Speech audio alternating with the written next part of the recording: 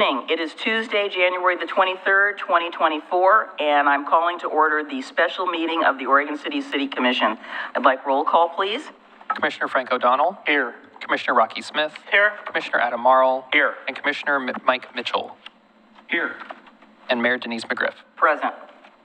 All right, we are convening for a special meeting tonight to conduct interviews for our Historic Review Board and our Urban Renewal Commission. What I wanted to bring up is that we do have a staff report, fairly self-explanatory. We have a vacancy on the on the Urban Renewal Commission. It would be a new term. We have some positions that are open on the Historic Review Board that some of the applicants are applying for, are asking for reappointment, so they're not new. And we do have a list of questions. Trying to think what order we were going in here. Okay, so we have, we'll just do a quick, for those in the audience who do not know us, we'll do a quick introduction. I'll start with my right. That would be you. That would be you. What can I say? I'm Frank O'Donnell. I've been a commissioner for 7 years, and I'm on my final year of my second term. Thanks. Rocky Smith. Good evening, everyone. Adam Marl. Good evening. I'm Denise McGriff, and thank you very much for being here. Some of you are known to us. Some of you are neighbors of all of us. Some of you are new to Oregon City, period, or don't know us. So anyway, I would like to go ahead and, so which one are they sitting at? This one? Either one. Either one. Okay. Madam Mayor, if I could real quick. Yes, I'm getting to you. Okay, sorry. So just want to make sure, and there are questions that are on the board. So I'll turn it over to our city manager. Thanks. And I also want to acknowledge Commissioner Mike Mitchell is joining us on Zoom tonight. In the staff report, we laid out that for the Historic Review Board, we've identified the seats that have terms that ended December 31st of 2023, including the architect, the McLaughlin neighborhood, the at-large, and the Chamber of Commerce. So the architect and the Chamber of Commerce are a little bit unique in that they're a large position. If the position has been advertised for 6 months, then it can be filled with someone who's not an architect or from the Chamber. I participated in the Chamber of Commerce Board of Directors meeting yesterday. They've indicated that they have identified someone from the Chamber that they would like to put forward. Traditionally, the Commission has traditionally accepted the Chamber's recommendation, but I just wanted to point that out tonight. You know, the code does allow you, since we've advertised and requested that position for over 6 months, you could fill it with a non-Chamber member. But I did want to let you know that they are going to be forwarding a member from the Chamber to fill that position as they have historically done. I want to just amend your report, so I just wanted to clarify further that the position for the architect is usually a design professional of some sort. We've had in the past a landscape architect, we've had an archaeologist in the past, we've had an interior designer person, we have people who are basically, in addition to an architect, we've had people in the broad range of professions that deal with historic preservation. So we haven't always had a specific architect. And over the last session, we've had someone who's filled that position that meets those qualifications. All right, so I'm going to call up the first person, so come on up, and when I call your name, and that would be Kurt Tidmore. Good evening. Wait till you sit down before you start talking, and also test the mic. It doesn't always work right, so we'll have to make sure that we can hear you and that the people online can hear you. And good evening. I appreciate your seeing me for this interview. I know it's tough to meet a new face and get to know them in a short period of time and make a decision. So Let's have your name for the record. my name is Curtis Tidmore. I'm a new resident of Oregon City as of November of 23. All right, so we have a series of questions which are also in front of you, and we'll just go through them. Our commissioner online is going to just be listening, and then he will participate in the deliberation. All right, Mr. O'Donnell. So, Mr. Tidmore, why Yes, sir. are you applying for a position on the Historic Review Board? Well, my interest includes historic preservation. I moved recently from City of Independence, and I currently serve on that commission as chair, and I felt that I should volunteer my time and services to the city if needed. So in the city you previously lived on, you actually sat on the equivalent or actual Historic Review Board?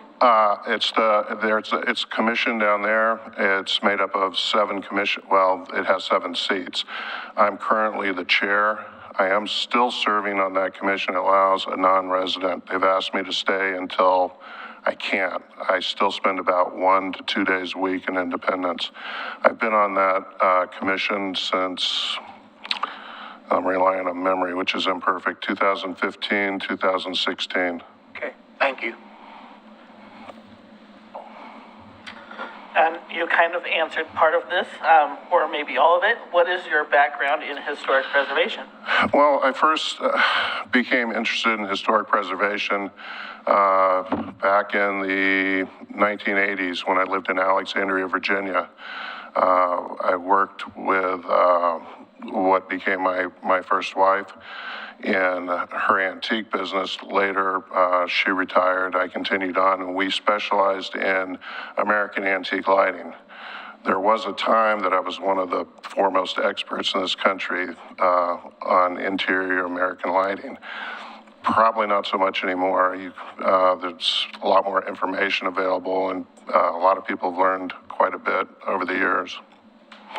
I then moved to a little historic town in Delaware, Lewis, Delaware.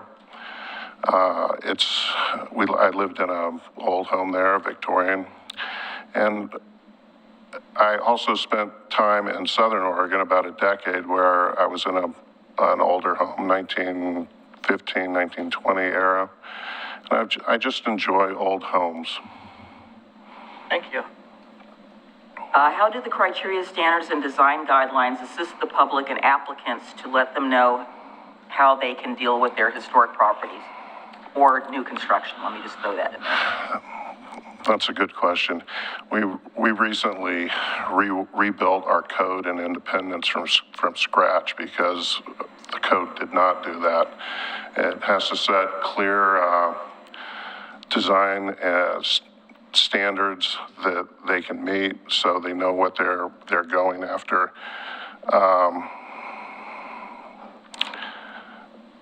A smooth process allows staff to clearly spell out to applicants what will work, what might work, and what won't work. I've looked at you do things a little differently here on the code. Instead of built into the code, you've done policy statements, which is kind of nice. It allows a little more flexibility when you realize there's a issue with the code, especially on changing things like new technologies like solar technology. That's probably a discussion you're having now. It allows you to change the guidelines a little bit easier than if it's built right into the code. Code changes are a little bit more cumbersome. So I like the way you've done that. And at the same time, sometimes being able to change things easily can also work as a double-edged sword, and you end up changing too much. So you have to kind of be careful about changes. All right. You've already answered the first part, so I'll just go to what was the most rewarding part of previously serving on an appointed board and the most frustrating parts? Well, I feel like I just told you we went through a total rewrite. We were losing a lot of properties down there in Independence where the historic fabric was being destroyed because they simply had a code that was unenforceable, and people did things willy-nilly to their property that basically during the next survey will move them from contributing properties to non-contributing properties. Eventually, if you lose too many contributing properties, your district could be delisted even. that's usually takes quite a few properties, but we're in this for the long game, so it doesn't sound like a lot if you lose, say, 10 properties over 10 years, but I like to think of historic preservation in terms of decades or centuries. And you start losing 10 homes every decade, you're going to have a serious problem in 50, 60 years. And that is what I found rewarding, putting in place a code that I think will keep that district vitalized, or revitalized, rather.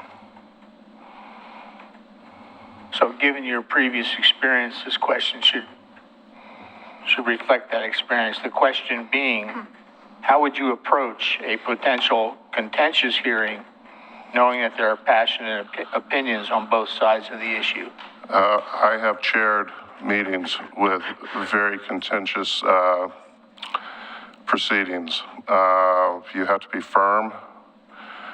You follow the code, and you make the best decision based on what the code allows and what you think is best for historic preservation. It can be very difficult because some people come into those meetings thinking that commissioners, or in the case here, board members, can simply vote however they want regardless of code. The meeting that I'm thinking about where I had to chair over that, I literally had to explain it to a large crowd, and I hate to say this, but I had to actually chase a commissioner out of the room that had recused themselves and then wanted to participate in the discussion on our decision. Like I said, it can be tough, but if you have a chair that can deal with that, I think you do. I've watched a few of your meetings, and she seems to know what she's doing. That isn't a problem. It's just sometimes a little stressful while it's going on. Very good. Thank you, sir. All right.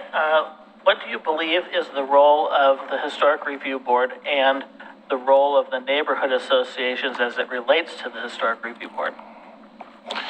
Well, the neighborhood association acts as a conduit to give the members of the board input. The members of the board, when they are making decisions on policy, they're more important toward policy decisions versus individual application reviews.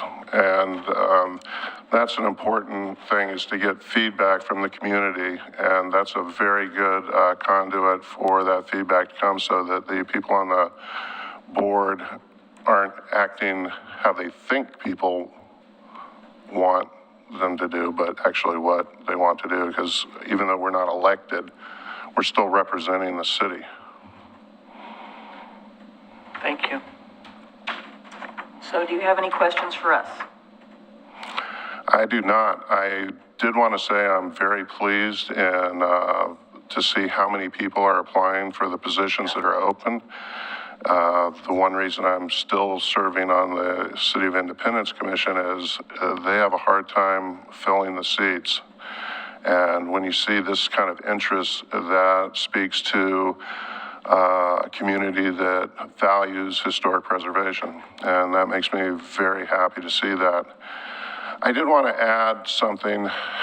I know that you're looking at the applicants. It's often much safer to go with someone you know versus a new face. I promise you that you would not be making a mistake if you appointed me to the board. I'd be, I think, a very good asset to it. Thank you. Thank you. Well, thank you for speaking with me. Come on up, Sabrina.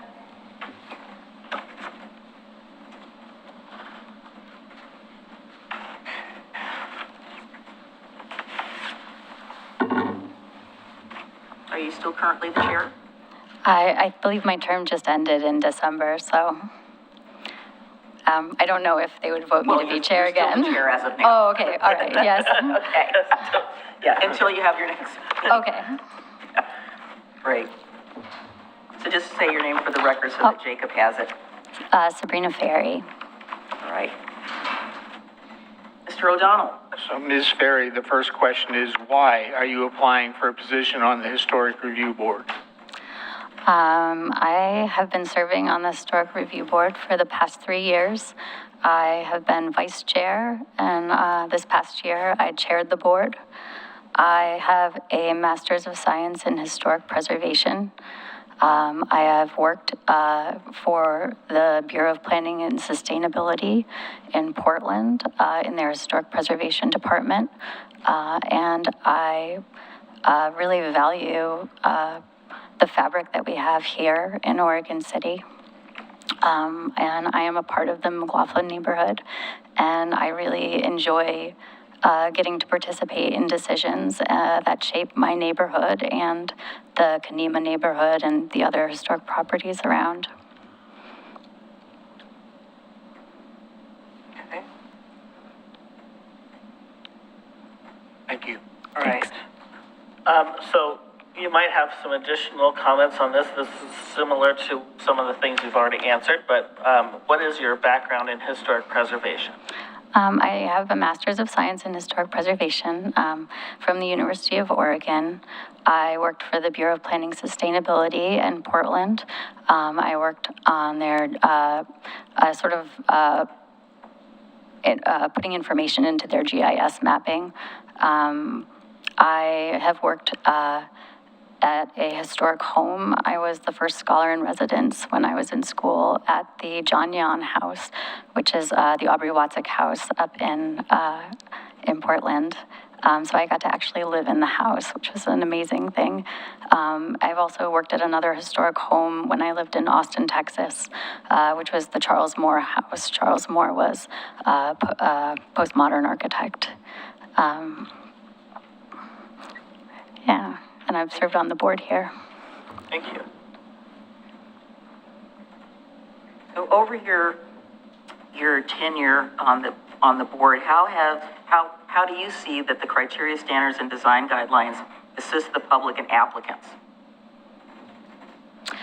I think that most of the people that have come before the board, at least as when I've been on it, have an understanding of what we're expecting, and that's due to our design guidelines.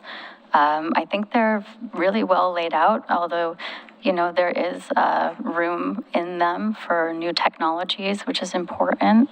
So they're not so strict that you can't find ways to get new materials through.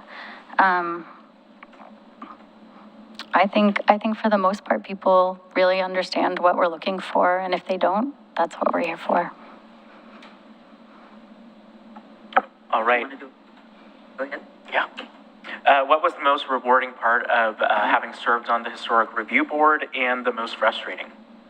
The most rewarding thing is really just getting to interact with people in the community, and also to help sort of shape the neighborhoods that are around us. There are also something I personally find very rewarding is getting to sort of assist in shaping the policy of historic preservation. We've done some sort of, we did the middle housing design guidelines. We've been looking at some other things that have create policy. And then also, I've really enjoyed hearing about the tribute to the Cayuse 5 that's going to be installed on the McLaughlin Promenade. I think that Oregon City has a lot of room for sort of more, for a broader historical discussion than sometimes we present. As far as frustrating, I think sometimes people don't listen to the conditions of approval as much as they should that we lay out in our meetings. And sometimes it can be frustrating when decisions are made that go against what we would have approved, and then we have to go back and reassess, sometimes ask for changes. I think they don't listen to the staff either.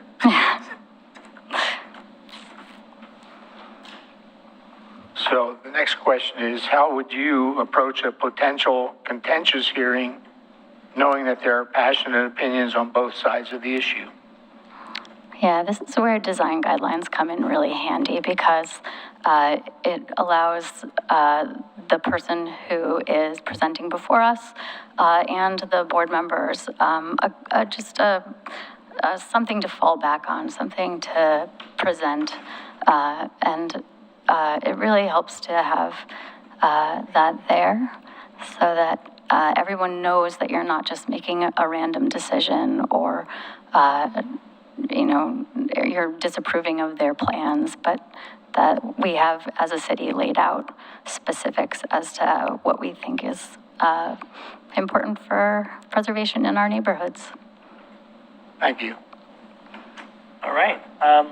What do you believe is the role of the Historic Review Board and the role of the neighborhood associations as it relates to the board? The neighborhood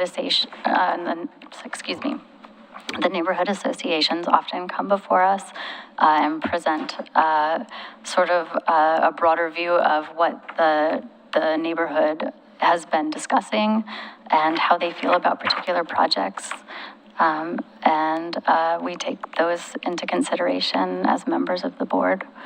I think it's really important to know what the neighborhood feels about, like a development that's going in, or a particular project, or changes to a specific building. Thank you. Well, you've been through this rodeo once before, so are there any questions that you have? I don't have any questions.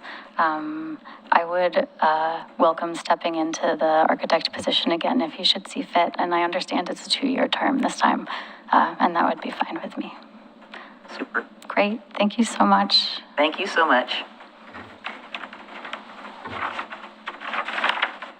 All right, next we have Bailey Court. Is Bailey here? Bailey Court actually withdrew her application yesterday. I have one less sheet. Okay, all right. Well, she used to be my neighbor down the street. All right, so Gordon? Gordon Lawrence? Yes. Yes. You're the only Gordon on the list. So that way I'm just saying your first name so you can say your full name into the record. But wait till you sit down. Gordon Lawrence. All right? Mr. Lawrence, the first question, as for others, was why are you applying for a position on the Historic Review Board?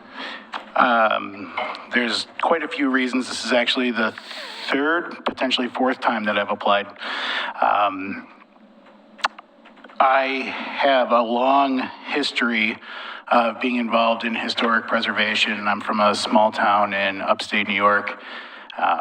Starting with my Eagle project, we did a complete restoration of a monument in town. When I went to school and came back, I worked for my landlord all through school, working on homes from the 1790s through the 1850s to make money for school.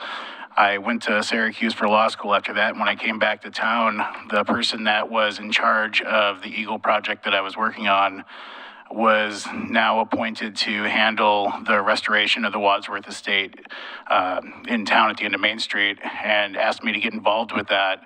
And that kind of changed my trajectory from becoming an attorney, and I ended up becoming a general contractor after that point, much to my parents' chagrin. So I have, since then, I have a degree in history from University of New York, and I have always been interested in older homes and neighborhoods. Like I said, I grew up in a small village, and when I relocated to Portland, we had tried numerous times to move to Oregon City and could never find a house in the historic district that suited our needs. So we ended up moving to West Lynn back in 2012, and as soon as we were able to, we moved over to Oregon City in 2017.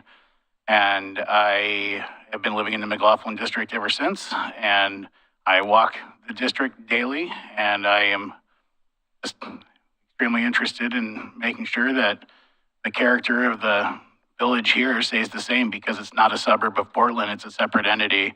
And I think it's really important that it's, stays with that feel. You mentioned something. You mentioned building. Do you have knowledge of the building trades and building materials? Absolutely. I've been a professional licensed contractor for 24 years. I currently run a construction company based in Oregon City. We're currently working on a historic home in the Dunthorpe area right now that I've been on for the last couple of years. You mentioned in your application about remodeling. Yes. What is your skill? What is your background in restoration? Remodeling is something I think of newer houses having happened to them. Absolutely. And we're talking about historic homes. We're not totally remodeling them on the understand outside. If you look at one of our signs, it says precision, historic, and timeless renovations. So we specifically deal with not ruining homes. We work very hard with designers in the area to try to back customers off of decisions that aren't proper for the home.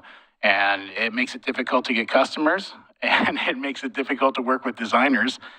But it is something that we're very passionate about, and we've been very successful with, and it's built a good niche for us. So, of course, when you do look at remodel, you're looking at the idea of somebody modernizing something, but that's not the tack that we take. We actually try to revert things to the way that they should have been. Historically, the home that I was speaking of in Dunthorpe was built in 41, and so we're basically gutted it out to return it to the way that it should have been, not the conglomeration of nonsense rooms and finishes that were in there. Say nonsense is probably a correct term. How do the criteria, standards, and design guidelines in Oregon City assist the public and applicants to know what they can do with their property? Well, the guidelines, if laid out properly, and I'm not super familiar with the guidelines as they stand, but if they're laid out properly, it assists by letting them know what they can and can't do. It solves the problem of having the questions of, what's acceptable and suitable for at least the street-facing side of the property and or the building. So the guidelines are there for them to, understand, and the questions need to be asked. And of course, sadly, sometimes those questions aren't asked, but if they are, then it's a great tool to refer to the guidelines and say, look, here's what the board has come up with, and this is how we're going to move forward. It's just the same as building codes to me. It's, whether I agree with it or not, that's the code, and that's what we have to do. You mentioned something that piqued my interest. What do you mean by street facing? Well, I know that in my hometown back in New York, we also lived in a historic registry district, and there was a certain amount of colors that you could paint houses. There was certain styles that you could, change the facades with, but it only went so far as street facing. So as long as it was the back of the house, you could do whatever you want, and it was wild what people We don't do that. would interpret with that. Basically, the exterior alteration applies to All four sides. And we Yeah. don't regulate paint colors, by the way, public, if you're listening. So we had a Pepto-Bismol house here in Oregon City for quite a while. and I I've got a unique one near me. So grateful that they repainted it because it faded something, just like Pepto-Bismol, fades with time. All right. Have you previously served on an appointed board? If so, what was the most rewarding part of the position and the most frustrating? Not in any sense other than I have served as an appointed board member in my child's Cub Scout den pack. And I am a member of all sorts of committees in that. And the rewarding part of the position is that it allows me to listen to everybody's ideas, concerns, wants, and needs, and kind of push that through to what we can do as a group. Also, I'm big on volunteering, so I get rewarded by doing these things. So Sir, how would you approach a potential contentious hearing, knowing that there are passionate opinions on both sides of the issue? I would lean on question 3. There's guidelines and codes in place. That is a great guide and help to calm down the situations. I'm also not a fan of, exacerbating issues. Just recently, we had a neighbor come by the job site and was frustrated with not being able to drive past all the vehicles and instantly, came unglued, and one of the subcontractors decided that it was a great idea to yell back at him. And I said, well, that's never, ever solved anything, and I can't imagine that making a problem worse has ever made it better. So sadly, sometimes, you have to grin and bear it and just nod your head and agree silently and then say, okay, and that was a great, story. We appreciate your opinion, the guidelines that we follow, and we're going to have to stick to those. If you'd like to change something about them, we'd be open to hear about that in the future. Very good, thank you. All right, what do you believe is the role of the Historic Review Board and the role of the neighborhood associations as it relates to the board? The Historic Review Board, as far as I would consider it, is there to enforce and create guidelines that are put together to help preserve the area and keep the homes in the area in, a state of historical accuracy. The neighborhood associations, I think this was said by one of the previous applicants, that it's a great funnel for getting information to the HRB so that we can not have to go door to door and ask people what their thoughts and concerns are in the neighborhoods. Also, Oregon City's got quite a conglomeration of different neighborhoods. And if all those neighborhoods have different feels as well, it's a very unique place. So it would be great to be able to hear from all those different places funneling down to that Historic Review Board. Okay, Thank you. Do you have any questions for us? I don't think so. Okay, thank you so very much. You're welcome.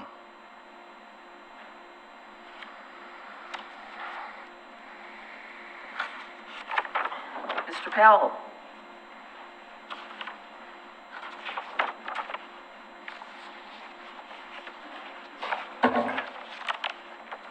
I am Tim Powell, Commissioners, Mayor. Mr. Powell, Mr. O'Donnell, good to see you. thank you. Why are you applying for a position on the Historic Review Board? Well, I was very fortunate to be assigned this position last year, so I've done it for a year. Very much enjoyed it. I've been involved in the city since I've lived here almost 35 years and been involved in many different aspects of it, but primarily it comes around to I own an older home in Oregon City. I live in the McLaughlin neighborhood. I've been involved in some sort of historic, either preservation or historic involvement throughout that whole time, and I very much enjoy it and want to continue. Thank you. Okay, now you get to tell us about all that background in historic preservation. Well, the last year through HRB, prior to that, I was a city commissioner. I was on the planning commission. I've been involved with many different aspects in the city. So mostly policy making, and so I understand the need for the policy making. I understand the need for citizen involvement, getting people together to help make the right decisions. And I think that follows through with HRB. We have a really a diamond here in Clackamas County and Oregon, and it would be my goal, and it has been my goal, to maintain it and continue the character that we've had all the years. And I know that many of you feel the same way. It's where we live, and we wanted to maintain the character we have. Thank you. So, considering your current role on the Historic Review Board, how have you applied the standards, criteria, and design guidelines to assist the public and applicants in their applications? Well, it's education, and I think the key part of that is we have an excellent staff, and most of the work, quite frankly, is done by the staff long before it gets to the HRB. When it does get to us, we have very specific and I think very well-written guidelines, and I believe that when an applicant gets to us, they have an idea of what needs to be done. If it's gotten through staff and it can't be solved there, it has to come through the HRB, then we have very specific criteria. And as I said, I think our code is written extremely well. We've been working on that this whole year and changing some things and making it even more clear. But I believe it's education, and I think we need to do a better job at that, quite frankly. What suggestions would you have for getting out more information besides the once a year thing that we do? Well, we've talked about that this year, actually, and some of the things, we've got the Trail News. We've talked about putting in articles in the Trail News. We've talked about doing some things in the utilities, the water bills, letting people understand and understand the need, what's happening in the historic communities and what our goals are as a city. Mr. Lyman, love to hear that. Go ahead, Mr. Merle. Of the previously appointed boards and commissions that you've been on, can you please talk about the most rewarding parts of those, any of those positions, and the most frustrating parts? Well, the most rewarding part, I would say, is seeing the progress. You know, when you go through as you all know, when you go through a sometimes 6 month to a year or even 2 year process, and to see it come out at the other end as an enhancement to our community, that is extremely, extremely satisfying. On the negative side, spending 2 and sometimes 3 years working on a project and then finding it fizzles out or it gets voted down, you know, by the people. Sometimes that can be very frustrating for all the work that's gone into it. And we've all been there.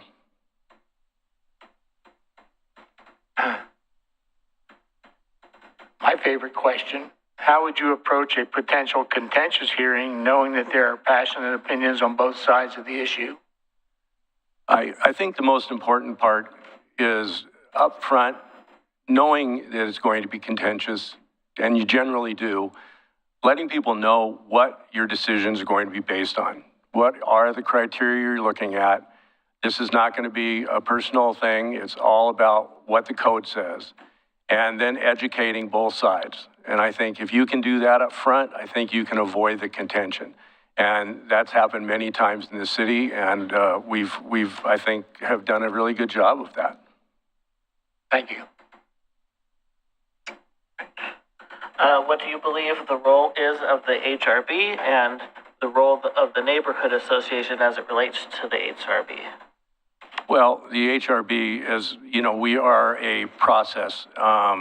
When people are interested in doing some enhancements, integrating something new into the property, we're there to make sure that once it's gotten through staff, we need to make sure that the process carries on and that we are following the code and that we are maintaining the criteria that's there. The neighborhood associations are the feet on the street. I've been involved in our neighborhood association, the McLaughlin neighborhood, for many years. And I think what's the key to our neighborhood associations being involved is that's where all the battle happens. You know, we typically battle it out there and get all the differing opinions. And by the time it gets to a response from the neighborhood association, it's usually a single voice. And that's generally what we hear. And so when the HRB sees something from a neighborhood association, it's typically all the work's been done and we get a consolidated opinion. Thank you. Do you have any questions for us? Is there anything else you'd like us to know? I do not have any opinions. I have plenty of opinions. Yeah. I was going to say, that's not the person I know. And that's actually what is my problem. No, I would just say, I think the real key in the next few years that we'll be dealing with as a city is the Bill 2001, House Bill 2001. We've done a good job this year in putting together middle housing documents so that people will understand what they can and can't do when it comes to developing duplexes and triplexes on single-family lots. And I think that's probably going to be our big challenge in the next 2 years. So your HRB has worked real hard to get to a good position, and I'm not sure if that's gotten to you yet, but hopefully it will. Other than that, I have no other thoughts. Thank you very much for your time.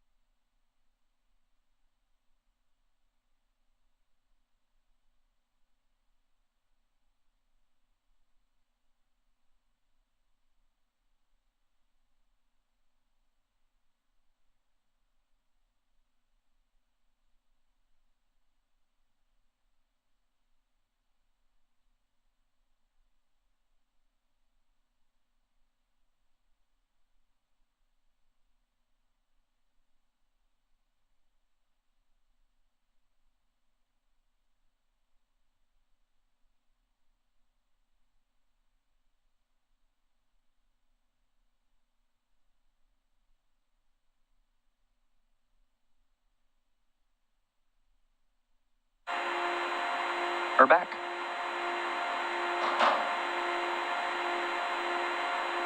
For the recess, thank you so much. I'll call on Anthony Popvik. Is he here? I guess not. All right, Jeanette.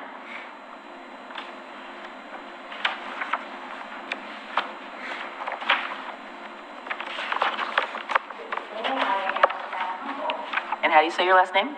Kunkel, Kunkel, Kunkel, okay. Good evening, Ms. Kunkel.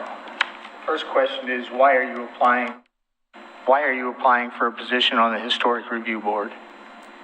My experience over the last 5 years of becoming a historic landscape with the organization that I'm the executive director for has really given me a passion, and I think Oregon City, with our deep history, has a great story to tell, and we have a legacy to preserve for our generations to come.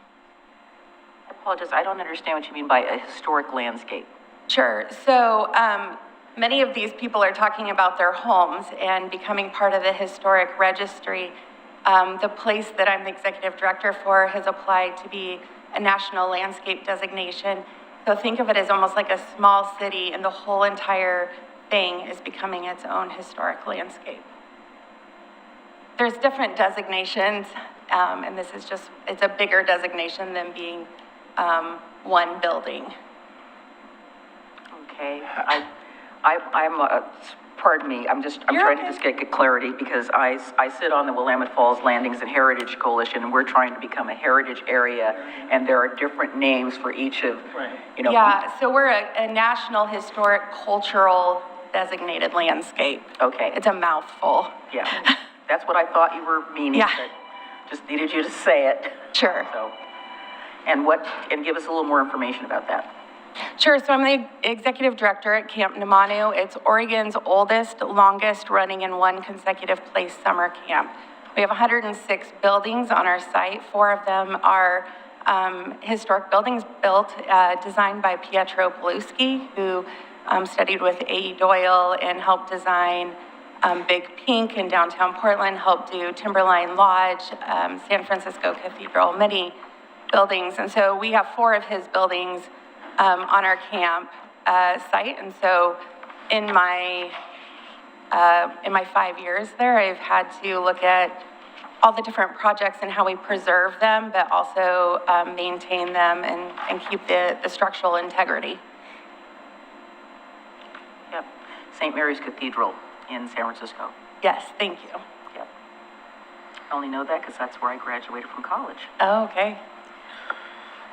Is there anything that you would like to add in terms of your background in historic preservation?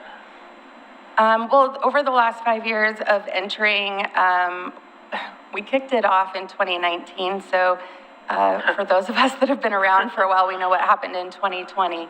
The process took a lot longer of working with the State Historic Preservation Organization.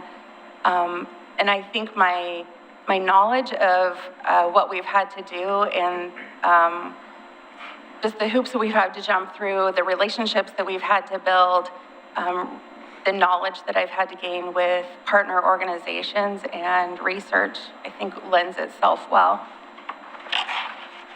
Okay, thank you.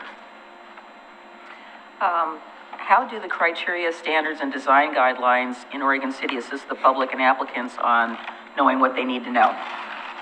Well, the guidelines are the guidelines, and it helps give us framework for guiding people forward in the decisions that they're making, and gives us parameters to keep them within. And when people are questioning or unsure, uneducated, it gives us a place to start. Have you previously served on an appointed board? If so, what was the most rewarding part and what was the most frustrating part? I have served on a few different boards currently. Well, for the last 8 years, I've been serving on the American Camp Association board. We do accreditation for all of the camps across the United States, setting the best practices, liability. There's 236 different standards that people have to meet, and then we go through, we do a site visit, we do written documentation review and work with them to achieve accreditation. So I would say most rewarding part of that is helping a camp that has never been accredited or has lost accreditation to reach accreditation and to be able to celebrate with them that they have gotten to that point. The most frustrating part is when they want us to do the work for them or for us to tell them what to do instead of them having to do the work for themselves. Can you repeat the name of the camp again? Because I think you were back from the mic and I was not able to hear. The one that I'm on the board for or the one that I'm the director for? The director. Camp Namanu, N-A-M-A-N-U. Okay, that's what I thought you said, okay. It's a campfire camp. Yes, yes. And the association is the American Camp Association? Correct. Okay. So the next question is, how would you approach a potential contentious hearing, knowing that there are passionate opinions on both sides of the issue? I think when a person has reached what we're referring to as passionate or passion, they want to be seen and they want to be heard. And I think that beginning at a place of helping them know that we're hearing them and seeing them, but then also falling back to the guidelines that are there and set for us, then we can have something solid to point them to so it isn't heated, it isn't emotional, it isn't biased by opinion or other biases that we might have, but it is factual. Thank you. All right. What do you believe is the role of the Historic Review Board and the role of the neighborhood associations as it relates to them? To it.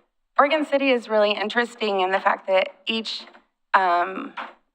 neighborhood almost brings its own identity.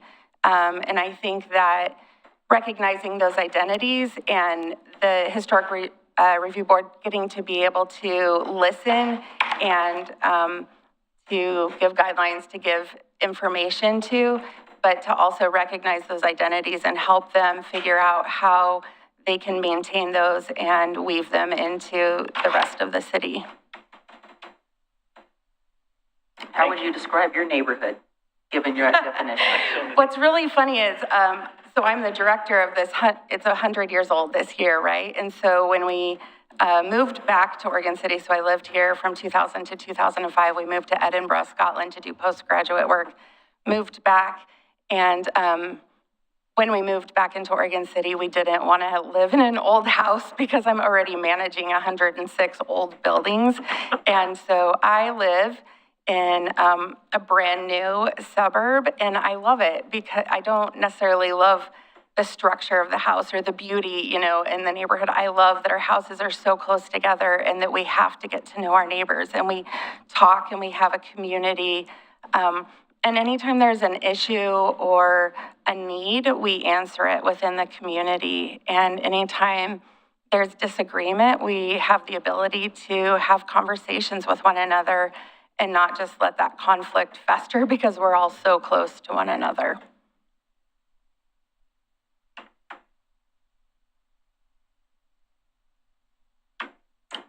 Do you have any questions for us, or is there anything else you want us to know? I don't have any questions for you. And what no. neighborhood do you live? I know it's on Caulfield, the Caulfield. Yeah, so I live just off of Maple Lane and Thayer, called Merriweather, but most people don't even know what it's called. Thank you. Thank you very much. All right, Paul.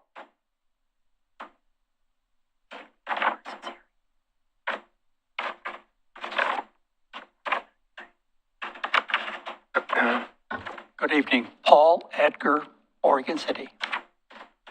Let's get started. Mr. Edgar, why are you applying for a position on the Historic Review Board?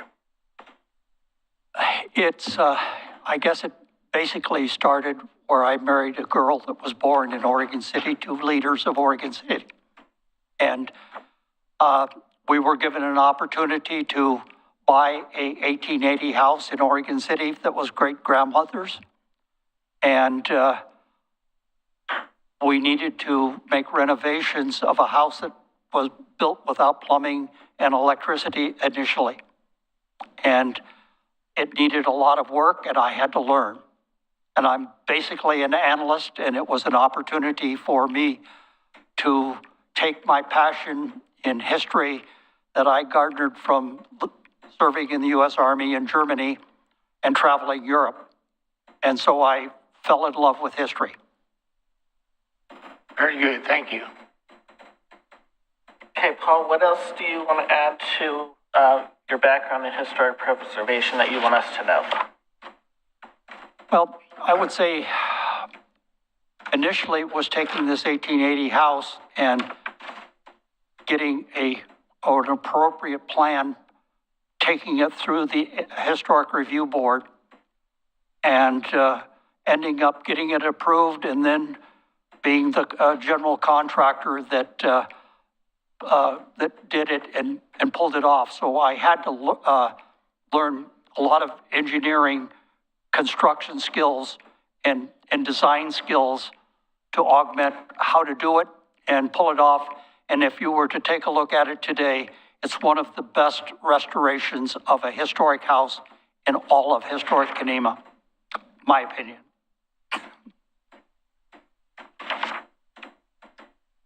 So, how have you applied the criteria, standards, and design guidelines to assist the public and applicants in your current role on the HRB? Well, part of it is to try to educate people in stewardship and understanding that it's the district, not just the individual product or building, but it's doing things that are complementary and education and being not afraid to go out and communicate in every way I can through writing and individual contact, where people understand we have this opportunity to retain and sustain something that's of a historic importance so that we can pass it on to future generations.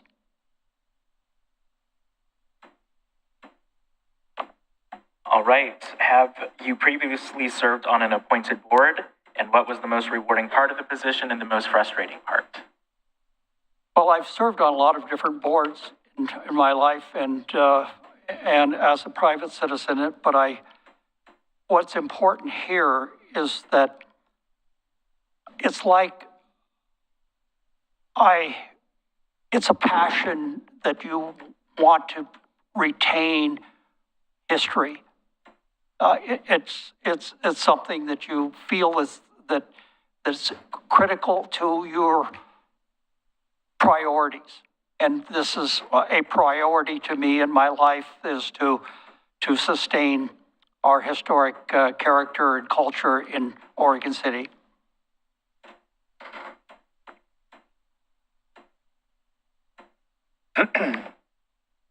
How would you approach a potential contentious hearing, knowing that there are passionate opinions on both sides of the issue? I wish that in the future we would have more work sessions or design reviews off the record prior to having something that has a potential of being contentious, where people can discuss the design guidelines, the codes, and do it in a manner that takes an edge off. We need to be able to communicate rationally, yet at the same time understand that other people have other opinions that may not necessarily you will agree with or somebody else will agree with, but respect. Just respect other people's opinions. Very good, thank you. Okay. So before you go, Yeah. have we not been doing the design advice? Excuse me again? Have we not been doing the design advice? Apparently people can come in and do design advice Well, before I coming think to a hearing. that having design advice more frequently used, Okay.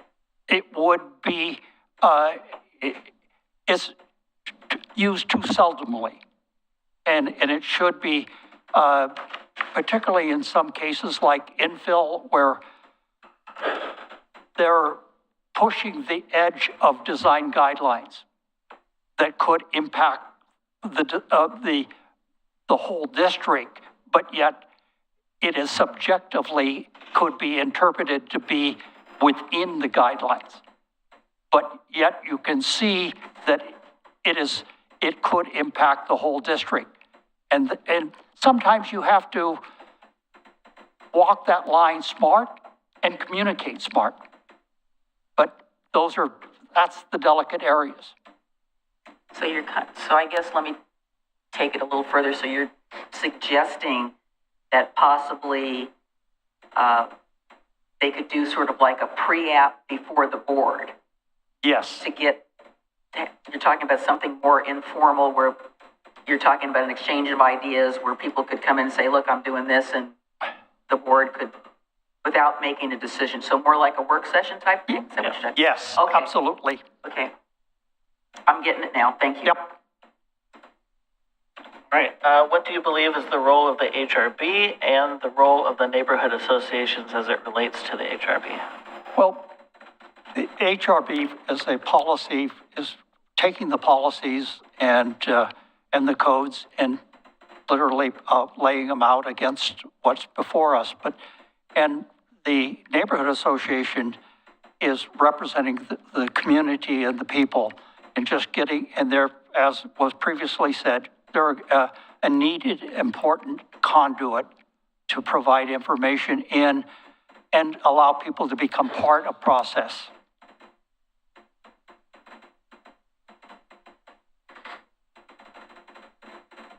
Writing fast.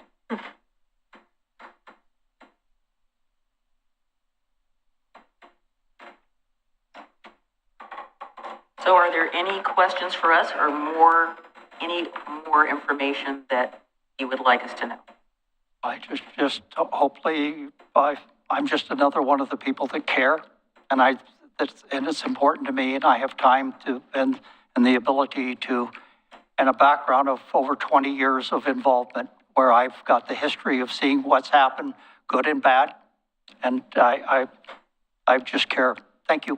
Thank you so much. We don't have Kara Miller, I take it. Nope, okay. All right, so we had, fortunately or unfortunately, 2 applicants that dropped out, did not show up, so we obviously will not be considering them, unfortunately. So board, Mike, do you have any thoughts? I'm going to start with you. Well, I guess I've got a question first. Sure. As far as I don't know if deference is exactly the right word, but I'll use that, to the Chamber of Commerce recommendation, where we're kind of flying blind as opposed to having seen people tonight, or is that a nomination that historically we need to honor whether or not there's an interview or any knowledge of who that person is? So I just have that's a process question I have. I don't think that we are going to be totally bound at this point in time to make that appointment. We don't have any applicants to consider, and I think with what I know about where the chamber is at the moment, they're in the process of moving. I don't know if that was a high priority, although with the new director, although I did chat with him and he says he's spoken with a couple of people, but he's not had anybody come forward. And I think that if we are inclined to fill that position at this time, maybe that'll give them an opportunity to recruit somebody in the future. I have the same thoughts as Commissioner Mitchell. I mean, quite honestly,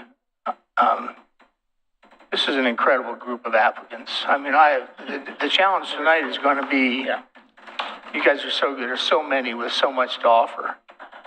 And I need to ask this because supposedly one of the criteria for this one position is membership in the Chamber of Commerce. Is that correct? Are there any applicants present that are members of the Chamber of Commerce?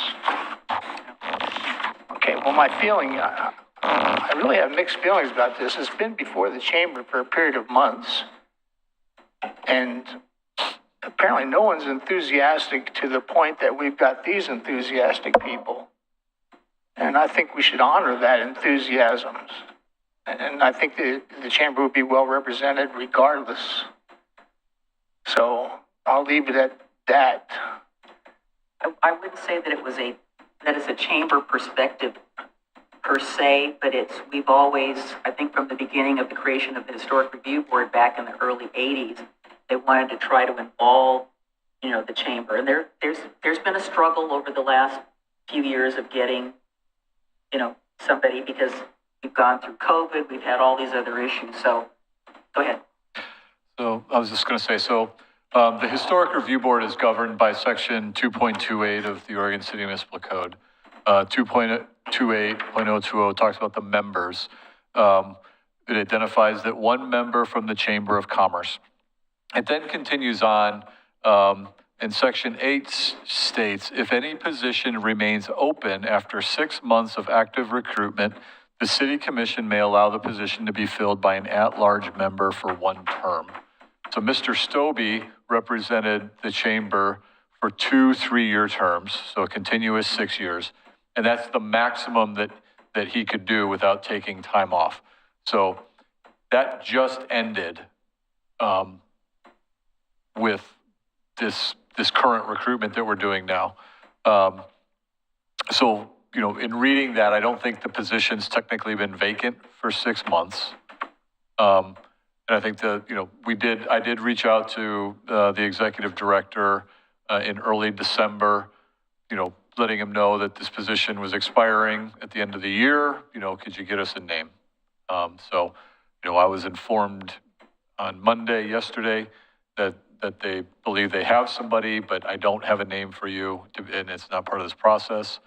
I think that historically, similar to when a neighborhood association makes a recommendation for filling the CIC, we've traditionally defaulted to that position. Not saying that's how we have to continue to do things, but I believe, especially because previous, the mayor made the appointment individually. So I don't remember there being here's 4 chamber members and interviewing them. I just don't remember doing that. We've never had that many ever. I'm saying it seems like traditionally if the chamber recommended somebody, we typically appointed it, as I recall. Gentlemen in the audience would like to come forward and speak. I'm sorry, we're not going to take comment at this particular time. But that's okay. That's okay. Well, it could have value. Hang on. This is not a hearing.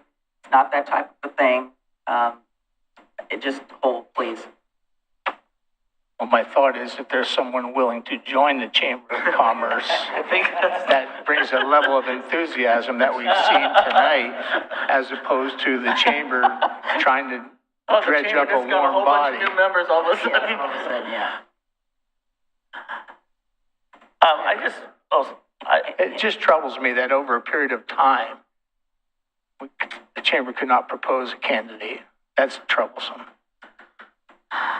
Well, I don't know if that was on top of the previous director's they were in radar. transition, and it wasn't on. Like I said, it's been out there because Ray has been talking about it. Go ahead, Adam. Thank you, Mayor. I will first just say that since we started as a city commission doing these interviews, this is the most difficult applicant pool that I think I have personally had to choose from. And that's not necessarily what I was expecting, having read the applications, but the caliber of the candidates here tonight was very impressive. And that also adds to my frustration, as echoed by Commissioner O'Donnell, which is that this position for the chamber has been out there, and the people who were able to come here tonight, I believe, deserve to have the first shot, although I understand we have to follow what the bylaws and the code says. So, but regardless, we've already extended this at the request of several of us, including myself. We have extended this process, and to again not have that involvement it's just very frustrating, especially when we have this pool of candidates. Well, I would like to make, not about the chamber position, but I'd like to make a specific proposal. I would like to see the, position of the professional person, architect, landscape architect, archaeologist, designer. I'd like to strongly recommend that we, fill that with the current chair, Sabrina Ferry. I think she brings the expertise that we need, her background in historic preservation, her work in the field. And I don't think that we should leave that position vacant. That's not an at-large position to me. That's a specific professional position that we need to maintain that continuity. I guess are we going to discuss individual candidates? Well, I'm just talking about that position for the professional person. She's really one of the only ones that has that particular background. I thought Mr. Gordon Lawrence III brought a strong background to that. I mean, he has a long history of it, previous restorations, previous experience. I agree that he definitely has some qualifications in terms of building trades, but I think it was pointed out by one of the applicants, my biggest concern too has to do with the fact of the requirements that are coming forward from our esteemed governor with regard to infill and restoration. And as you know, I've been at the forefront of having concerns with the state's housing production goals that don't take into account a community's livability plus our historic background. There are a number of cities that we tried to look at, that are in the same boat: Albany, Jacksonville, all the cities that have historic districts. And I think that since they have been going through the middle housing code, I would like to see that expertise that's been gained continued. It's not that I don't think Mr. Lawrence doesn't have the qualifications. I just think that that's what put me over the top in making this suggestion, because that is going to be critical over the next 2 years and where we go with that. And I think that our Historic Review Board has done a really great job to thread that needle, trying to look at the state guidelines and the laws that they're wanting to bring forward, plus whatever's coming down the pike in the special session. But Oregon City is different than many of the cities that are going to be dealing with this particular issue. And again, I'm not putting anything down with the other cities that have historic districts or historic properties. We sit in a very unique position. And I think the expertise that she brings from that work that the HRB has already done is going to be helpful to us in navigating that particular.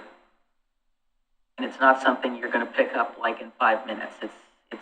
I don't even totally understand all of it, and I've been dealing with it as a city commissioner and as a mayor for the last 4 years, and it's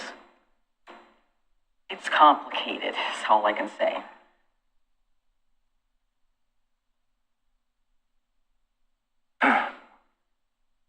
There's a number of issues before us tonight, and so many qualified people, and I still, if one of these people had future aspirations of, and I'm going to go back to this because we can solve the problem tonight if one of these people has plans to become a member of the Chamber of Commerce, it would open up the door for us. And again, I go back to who's enthusiastic about this, who brings a knowledge base, as opposed to we're going to put a warm body in there. And I may lose that argument, but that's how I feel about it. I don't know if they have to join the chamber, but I'm willing to make an appointment, to recommend making an appointment for that position be broader than the chamber. If they want to join it later, that's fine, but I agree with you. We've had ample opportunity to apply. I think we've got some good candidates here, and I'd like to see the board be back at full occupancy. Yes, Mr. Mitchell. Well, I'll just give you the whole lineup, and in my opinion. I agree with the mayor that Sabrina Ferry would be a good choice in the architect position. I think that Mr. Tidmore, based on his background in HRB in the City of Independence, and the fact that he has owned a historic lighting store, there's a bit of a Chamber of Commerce business kind of perspectives there, so I would suggest him for that position. And I would suggest Mr. Powell and Mr. Edgar for the at-large positions. You're suggesting Mr. Tidwell for the quote-unquote at-large chamber position? Yeah, Mr. Tidmore, yes. Okay. I can live with that. Pardon? He's filling a dual role. Yeah, I'm going to throw, I'm not going to throw anybody in the bus, but I was very impressed with Jeanette, and I agree with everything else you said about that, but I like the fact that we have somebody from a neighborhood that's not in a historic district, that's a broader representation of the city. I mean, we already have there are three of us sit on this board, we live in the McLaughlin neighborhood. A number of the applicants are already in the McLaughlin neighborhood, and I think that having somebody from the Caulfield neighborhood or a neighborhood that's outside of Kenema and also McLaughlin would be beneficial to the city. It also gives somebody another opportunity to participate in something that maybe we wouldn't have looked at those other neighborhoods because, again, what do they know about there's lots of people who know about historic preservation, but it's not come to the forefront. And so that's kind of where I'm coming from. I agree with, obviously, Mr. Pell, again, would compliment Ms. Berry because, again, you have a background of a planning commission. It is going to be a lot of quasi-judicial type regulation coming down from the state. And somebody that has that planning commission background, obviously your city commission background doesn't hurt either, to understand how we need to navigate our way through these hearings is going to be, again, critical. You've served 1 year. I think your reappointment is completely appropriate. I agree with the mayor, and especially on the point of having someone who lives outside of the Kenema and McLaughlin neighborhoods. I think that's a perspective that is too often lost. Like you said, not just at the HRB, but also at the city commission level too. We have our own blind spots. Well, he's Caulfield, remember? Well, no, right, right. But I think having that perspective would be helpful in this body, especially since there are already designated seats for those historic and conservation districts. So we have the opportunity to make 4,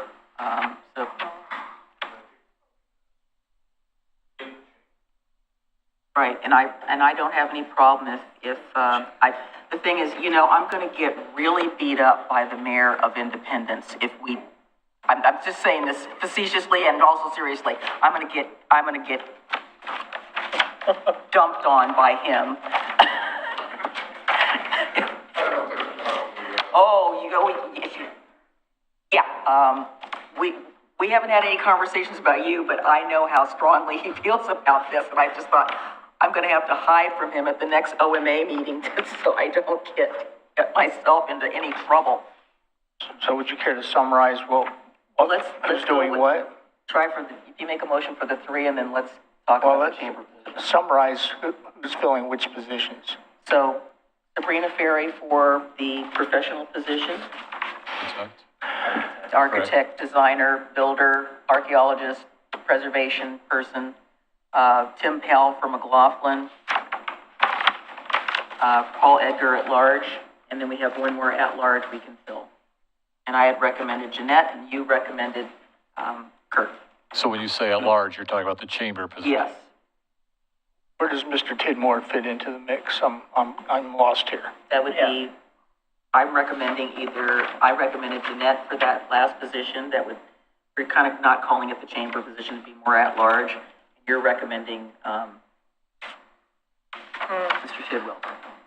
I have a concern that technically Mr. Stobie was in the position.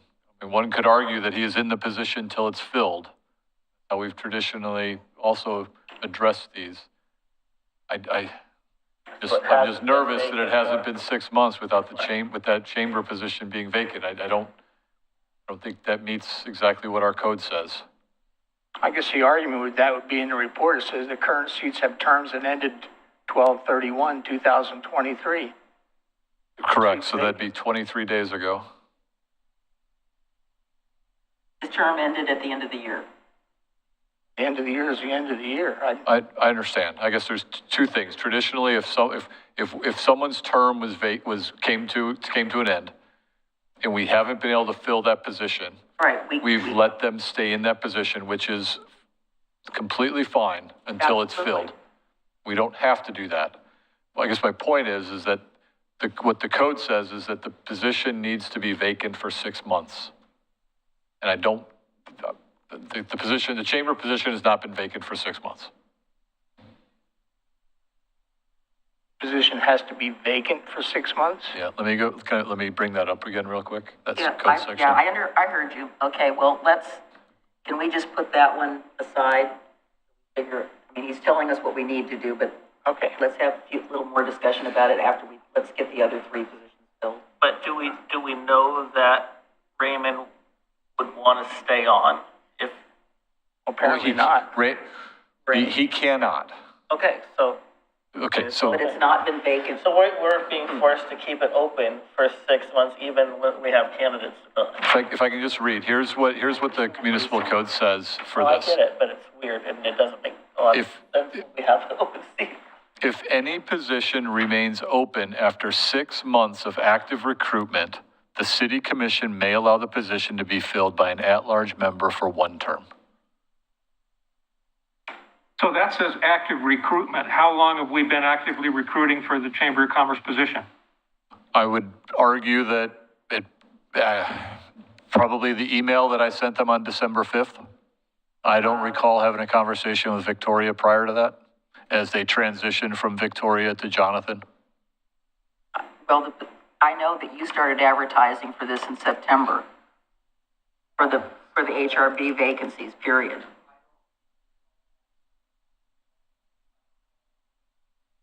Before that email was sent, about a month before that.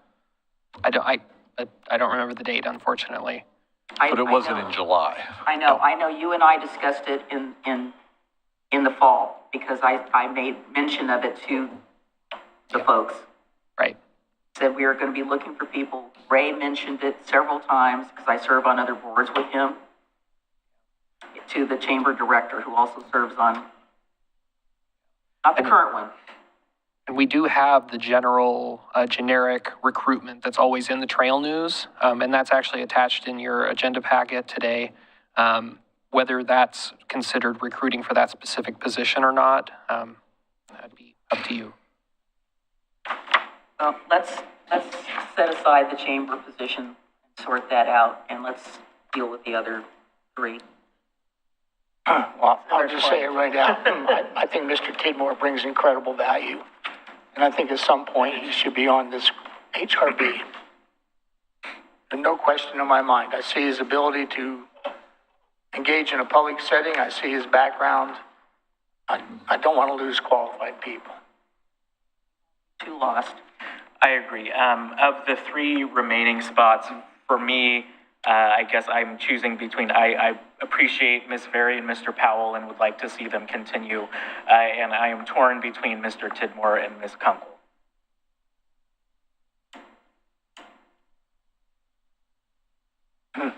Well, let's vote on. I'm with you. Let's vote on the 2 that we have agreement on. You want to make a motion for that right off the bat? Okay, I will move to reappoint Ms. Sabrina Ferry to the Historic Review Board for the architect position, and reappoint Mr. Timothy Powell for the McLaughlin neighborhood position to the Historic Review Board. I'll second it. Roll call, please. Commissioner Frank O'Donnell. Aye. Commissioner Rocky Smith. Aye. Commissioner Adam Marl. Aye. Commissioner Mike Mitchell. Aye. And Mayor Denise McGriff. Aye. Motion passes. So, and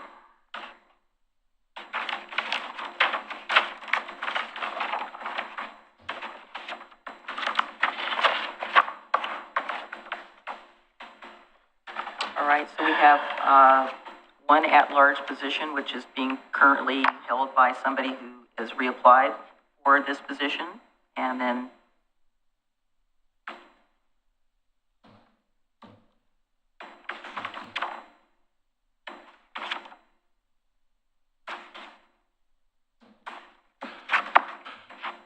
If it would help, I could reach out to the chamber and, because I realize you're thinking, right, if we've got one position or do we have two, Right? right? If they either have someone that we would need to know by the next meeting on February 7th, or if they're interview willing to give it up for the one term as outlined in the code. You understood what I read as to Yes, why I I have the understood. concern. I don't want to beat the dead horse You know, here. again, as I stated, I appreciate the fact that we have a position for the chamber, but that person also has to be qualified. The only criteria for me is not whether they're a chamber member. Right. If they don't have a background or any experience that that will be valuable to us, I'm not really feeling inclined to make that appointment. But, I mean, joking aside, you know, somebody in this room could apply to be a chamber member, and then that would solve that problem, like right off the bat. Because we already interviewed them. I mean, I want to be respectful, you know, of the chamber, but I know from my own personal experience as staff, that's always been the hardest position we've had to fill.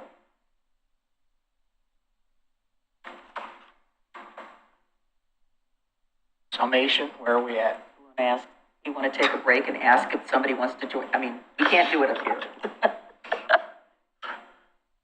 Well, I think we've identified two positions, so the architect, McLaughlin, is full. So we have the at-large. I've heard three potential nominees.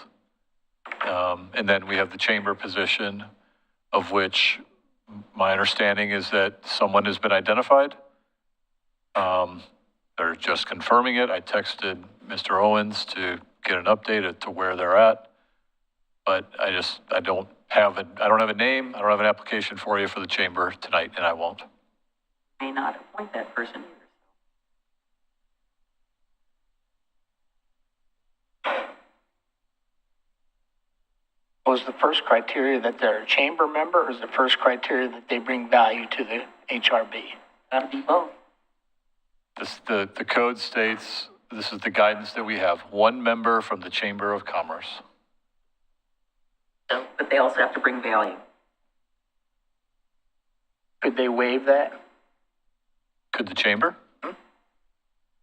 I would certainly say that if they, yeah, I mean, it'd be the same, okay, instead of it being vacant for 6 months, if they were to waive it, I think I could make an argument that they've essentially sped up the 6 months. Whatever you want to do. Why don't we put that on? Are we leaving two positions on hold then Yeah, I tonight? don't know how you Because put we that still on have hold. another at-large position. Yeah, we've got one more. Well, if a member's appointed to at-large, they could subsequently switch to a chamber position, right? If that requirement were fulfilled.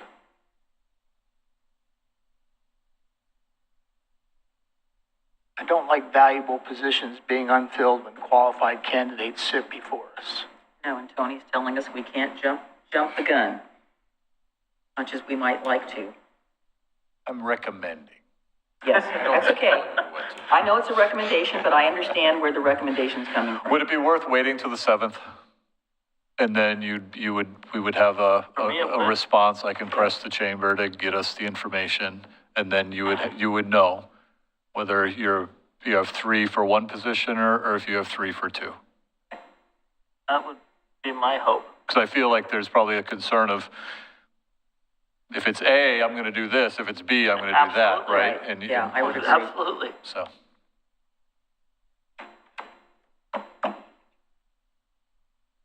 Do you need a motion to that effect, Tony? If that's the will of the commission, yeah, that a motion to hold over the decision for the at-large and the chamber position to the February 7th city commission meeting. So moved. Okay. Are we talking about both of them or just one of Both. them? It was for both. Okay, I don't support holding over one of them, so go ahead. Is that a second? Commissioner Frank O'Donnell, This is to hold over 2 positions. Yes. hold over both positions. Aye. Commissioner Rocky Smith, Aye. Commissioner Adam Marl, Aye. Commissioner Mike Mitchell, Aye. and Mayor Denise McGriff. No. Motion passes. Well, we're back to the top of the pops, folks, so thank you so much for coming. We will make a decision on the 7th of February at our next meeting. So let's move on to the Urban Renewal Commission positions.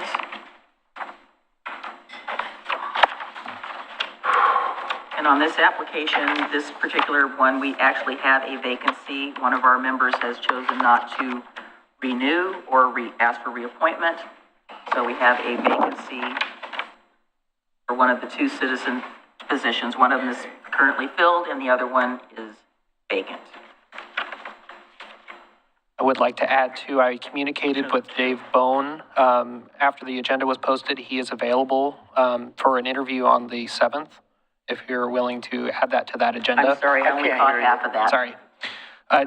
David Bone is available on February 7th. If you want to hold over his interview until that date, that's up to you. He was not available tonight? He was not available tonight. What's the pleasure of the commission? Why would we hold it over? David Bone was not able to be here to be interviewed because of other circumstances beyond his control, and he's asking if we could interview him on the 7th. Since we're already moving things over, and we did that for the planning commission interviews as well, I would support that. Yeah, okay, that's So we fine. wouldn't make an appointment tonight on that? Yeah, we'll interview the applicants and the other two that are here, and then we'll do the third one and then make our decision. Okay. So we can make one appointment tonight?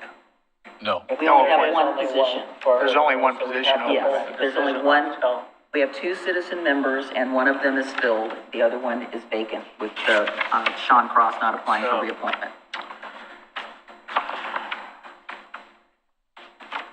Okay, so I think we're doing the two interviews. I would hope, yeah, they're The here. decision over till the 7th when we do the third interview. Right. Okay. That is what we're doing, yeah, okay. All right, I'd like to call up Lori.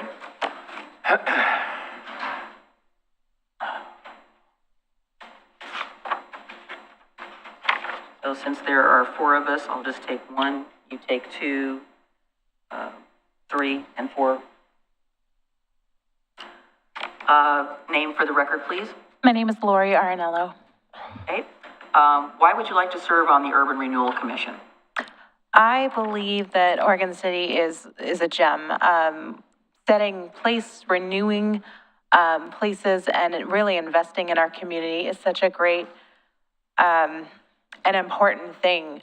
And I want to be part of that decision and that board to help drive and invest in our community.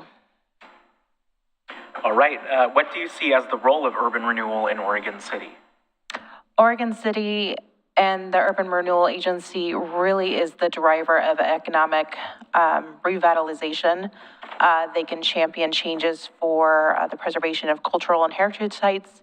They can champion economic improvements that could really bring value to the local community, including residential, commercial, even park space. So being able to champion, drive, guide, and administer over revitalizing property is really, really crucial to the continued economic growth of Oregon City.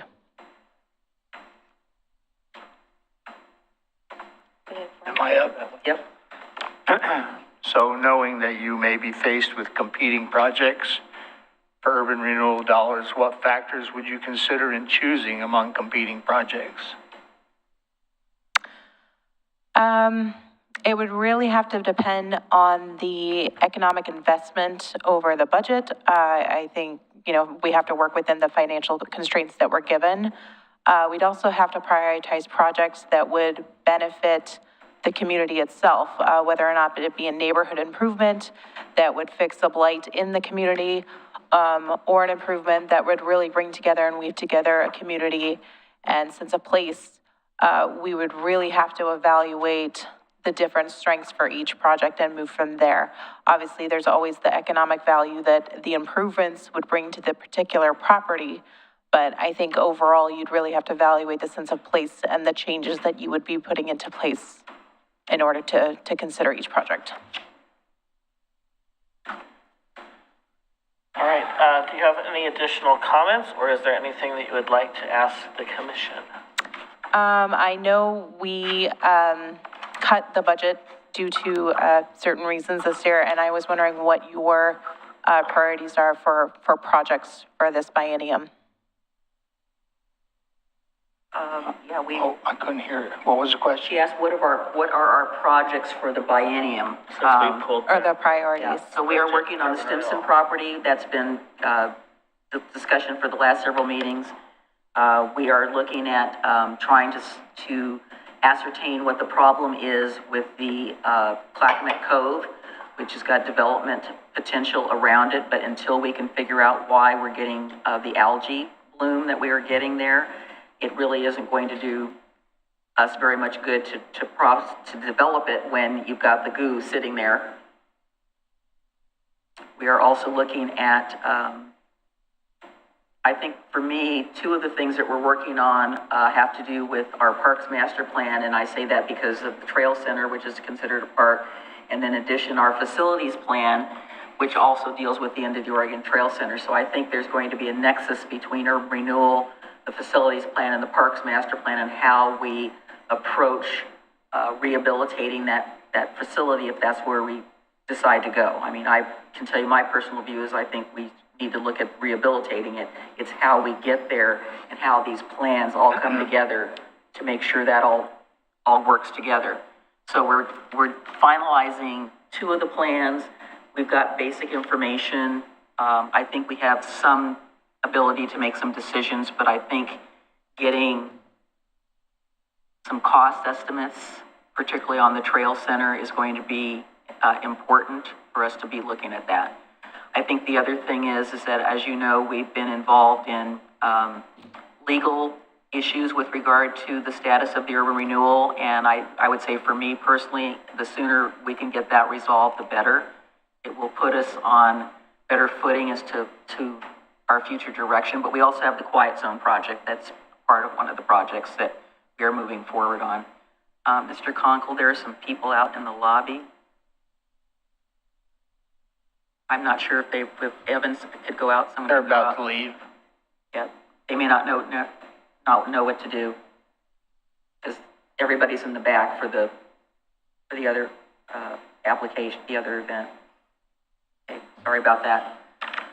The other thing I do when I'm sitting here is I'm keeping my eye on the door, because there are people, sometimes we have weird things happen. Mayor? So, yes, sir. I just thought we should at least mention. Yes, at the other ones. When we talk about the Stimson property, the reason for that is that's the property we own. Yes. And so we can focus on something that we have more control of while the other things kind of sit there. So that's just public Yeah, information. well, Not everyone knows. Well, we obviously own the Trail Center too, so that's another piece of property. And probably, the other thing we talked about a little bit earlier today on two different occasions is that we have we don't own the property, we don't have control of the property, but obviously in terms of economic development and urban renewal, the Clackamas County Courthouse is a big unknown to us, because we have already, since I've been on this commission, initiated conversations with the county several times, and it keeps getting put aside, but we're going to reinitiate those conversations again, because we can't afford to wait any longer. We started this conversation about 2.5 years ago and kind of got called talk to the hand, kind of what we got. So I know that we can refer to the submittals in writing by each candidate, and we can ascertain their qualifications from that, but I wish this would be more specific in the questionnaire, where the candidates could recite both their professional and personal qualifications as a member and anything they've participated We can in. add that and ask both of them. So if you want to go back and maybe embellish upon why you're qualified. Sure. My educational background was a planning, public policy, and management major at the University of Oregon. Graduated. I have worked as a grassroots organizer for mayoral campaigns, for local voter registration campaigns, Get Out the Vote. I worked for the California High-Speed Rail through a marketing firm that specialized in town halls. We hosted, managed, collected all of the data and information for the California High-Speed Rail town halls for the purposes of quantifying the data, the responses, and obviously kind of managing the public and the perception and the educational events for a lot of those town halls. So I have also served on the South Fork Water Board Budget Committee. I have served on the Oregon City Budget Committee. I have served on the Urban Renewal Budget Committee. I'm also a nonprofit participant. I organize lots of auctions, financial events that help raise funds for numerous organizations. So a lot of public interface. And professionally, I'm in real estate. I've spent the last 10 years in commercial real estate as a manager, property manager. I have done project administration as well as I've managed large capital projects for building rehabs. So familiar with the construction process. Thank you. We'll have you put that question, you'll ask that question. Well, I think each candidate should be able to elaborate upon their professional and personal life experience that brings value to this. That's why I asked it. Yes. Okay, thank you so much. Christopher, can you hear us? And thank you for asking. I have my...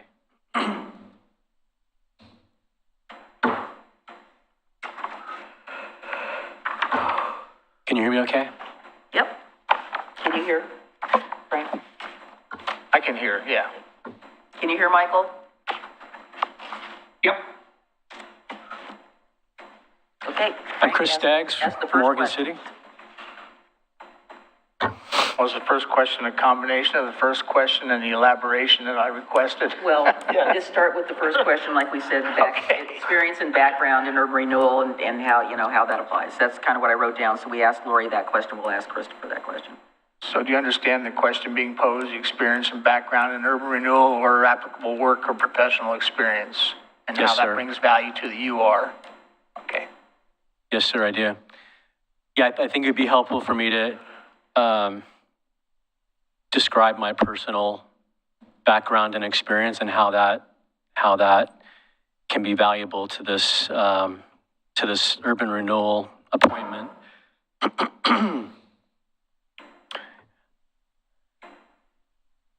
I'm a veteran of the U.S. Navy. I spent 4 years on an aircraft carrier, which I think is probably one of the most valuable experiences I've ever had in my life. So that is part of my experience. I have a bachelor's in architecture degree from California State Polytechnic, Pomona. I spent 30 years working in the private and public realm, building large commercial and residential projects. I am currently a citizen of Oregon City, a homeowner. My family and I live in Oregon City, and my business is here in Oregon City. And I'm currently actively developing property and own property in Oregon City. And I'm just coming off a 4 years of experience on the Planning Commission, as everyone knows. And not to overlook the simpler part of the question, which is the written part, why would you like to serve on the Urban Renewal Commission? My interest in serving in the Urban Renewal Commission is primarily based in my love for the city of Oregon City. And as I've explained in other venues and times before the City Commission, I believe that Oregon City has an unrealized potential, and I believe that the Urban Renewal Commission and its activities have the potential to help realize that Oregon City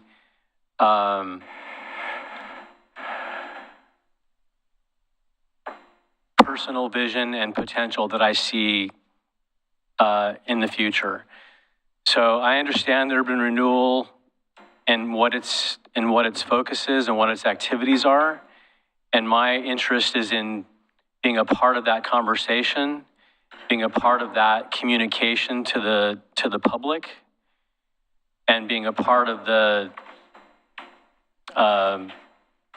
solutions and activities to realize the Urban Renewal Commission mandate and goals and objectives. Very good, thank you.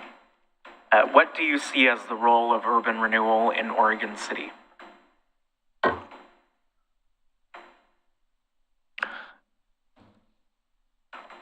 I see the role of urban renewal, I see three parts. One, I believe, is the communication to the people of Oregon City on what we're trying to achieve in urban renewal. And I think at the moment there is, in the public realm, I think there's some miscommunication and misperceptions about what urban renewal is really all about. So I think that's one of the key pieces of what urban renewal does, is we have to communicate to the people of Oregon City on here's what we're doing, here's why it's important. Again, going back to my experience in the public and private realm of environmental development, I believe my experience in the public realm and in developing property and being a part of that conversation with multiple stakeholders, I believe I can be an asset to the Urban Renewal Commission to help communicate that to the people of Oregon City. Be a part of workshops, be a part of conversation, be a part of public realm interaction and community interaction in this room with the people of Oregon City. Secondly, I think that urban renewal is an extremely important part of the future of the city and the way that we balance the public realm emphasis and the private realm emphasis. So, for example, urban renewal funding and activities can be used to enhance Highway 99 as it goes through downtown Oregon City, achieve the quiet zone through downtown that we all are so interested in seeing happen. Other public realm improvements that will make the city a better place to live. It's not currently on the agenda or current projects, but as I stand outside the back of my office and I look up at the McLaughlin, the McLaughlin Trail. Promenade. And I see the basalt cliffs, 100 feet plus high, and the train line goes through there. And at night, it's just a big, black, sort of dark place. And I wonder, how could we make that a feature or an interesting place in the city? So I have personal ideas on what I think we could look at as in urban renewal, but those are some examples, some public realm activities. And again, going back to my second comment about a balance between public realm and private development, and how can we as the Urban Renewal Commission balance those two worlds and use the resources that we have to bring harmony and enhancement to those two things, to public and private.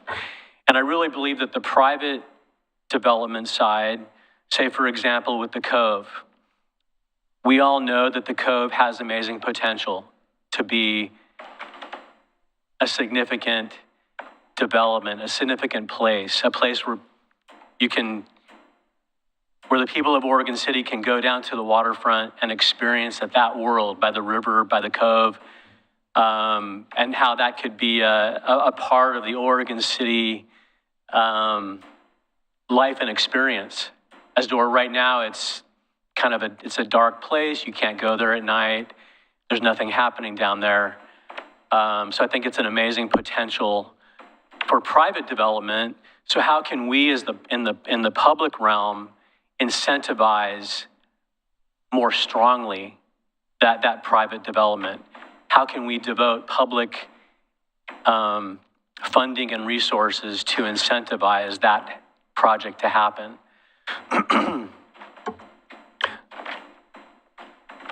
That's you, Rocky. Okay. This might add a little bit to what you said already, but knowing you may be faced with competing projects for urban renewal dollars, Yeah, them too. Those daughters. knowing you will be faced with competing projects for urban renewal dollars, what factors would you consider in choosing among competing projects? Yeah, I'm going to go back to my previous comments about the balance between public and private realm. Yeah. You know, for example, the North End property and the redevelopment of the North End and the landfill.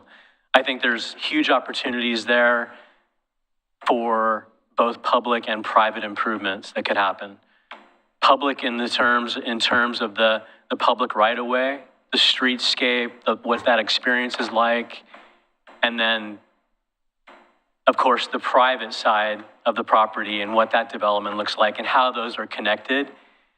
So I don't think it has to be one or the other. I think we can balance both of those. And I would encourage, as a member of the Urban Renewal Commission, I would always encourage both aspects to happen, not just private, but also public realm improvements with the funding. Okay, thank you. Okay. Do you have any additional comments that you'd like to make, or is there anything that you would like to ask us? Since you have a portion of the Urban Renewal Commission here, and one of our commissioners sitting in the audience.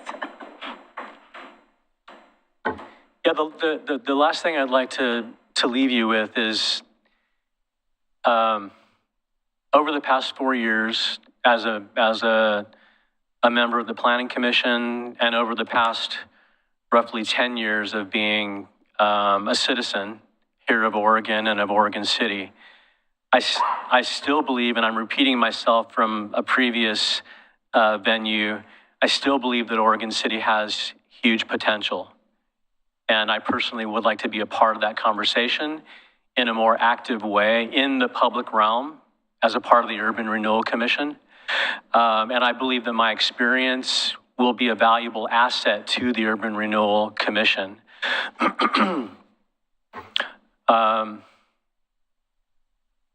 And I think I'll just leave it there. Good, Commissioner. Yeah, I think back on the communications piece, and I remember when we did training on urban renewal and what it is and how it's used and what the goals are, and I think that we spent a significant amount of money, and I don't know what the net gain was on that in educating the public. Those of us who have lived it and breathed it know it in depth, and So there are a few community members out there that I continue to have discussions with who participated in that, maybe not on camera, but they were there. Good. So I know that it got to some people. All right, thank you so very much. Thank you. Thank you. Appreciate it. All right, we are done earlier than we thought, and we are at the end of our time here, and there's nothing else. I think we can adjourn. We will hold this over until the 7th. Collect all these notes for the next. Yeah, and make sure that Mr. Lee and Mr. Wiley have all this other information. Okay, we are adjourned. thank you.